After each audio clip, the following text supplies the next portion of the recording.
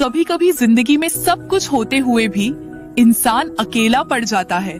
यह कहानी है एक ऐसी लड़की की जिसे अपने ही घर में अपनापन नहीं मिला, जिसके दोस्त भी उसे छोड़कर चले गए और जो एक दिन जिंदगी से हार मानकर सब कुछ खत्म करने जा रही थी। लेकिन ठीक उसी पल किस्मत ने उसके जीवन में किसी को भेजा, ऐसा कोई जिसने उसका हाथ थामा और बताया कि वह वास्तव में कितनी कीमती है। यह कहानी सिर्फ दर्द की नहीं बल्कि उस रोशनी की है जो सबसे गहरे अंधेरे के बाद आती है।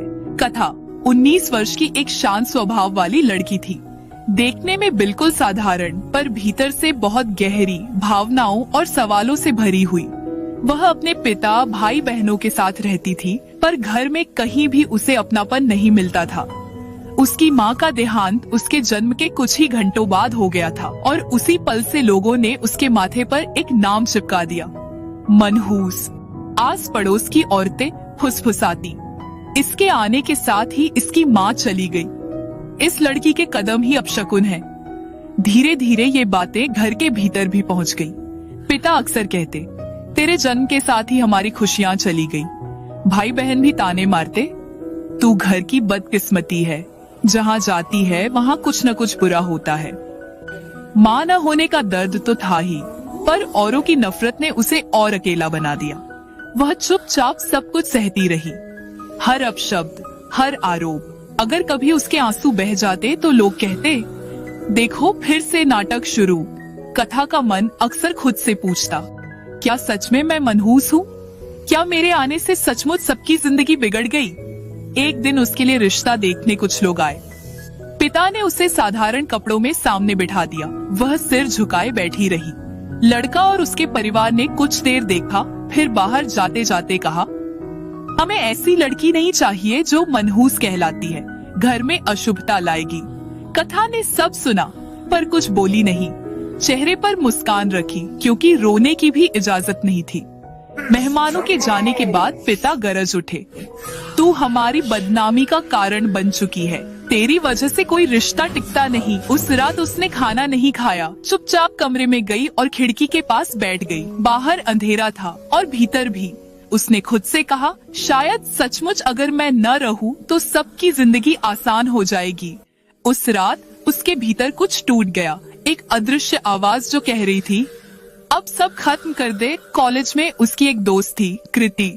कथा उसे अपना सबसे करीबी मानती थी। वह उससे अपने मन की बातें कह देती थी, क्योंकि लगता था कम से कम कोई तो सुनता है। एक दिन घर में भारी झगड़ा हुआ। कथा टूट चुकी थी। अगले दिन कॉलेज पहुंचकर उसने सब कुछ कृति को बता दिया।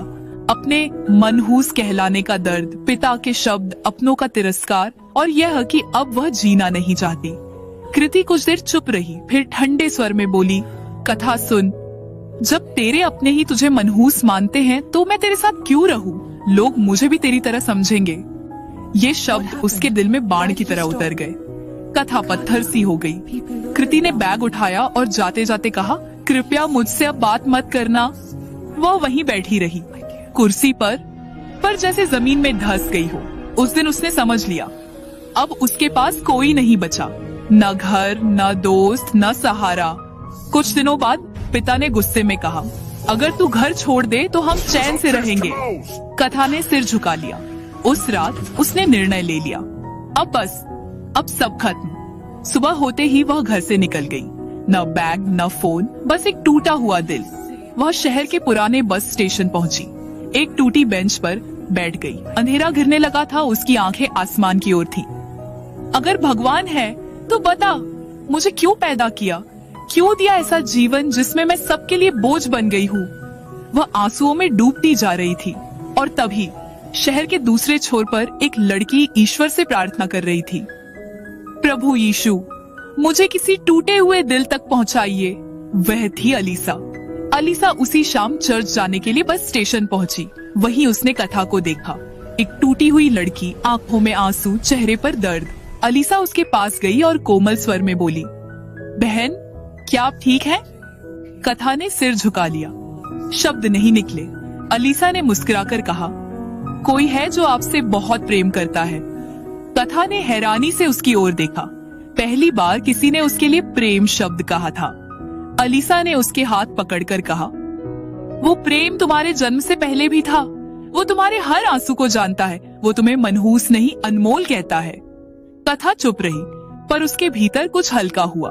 बस आ गई, अलीसा चली गई, पर उसके शब्द हवा में तैरते रह गए।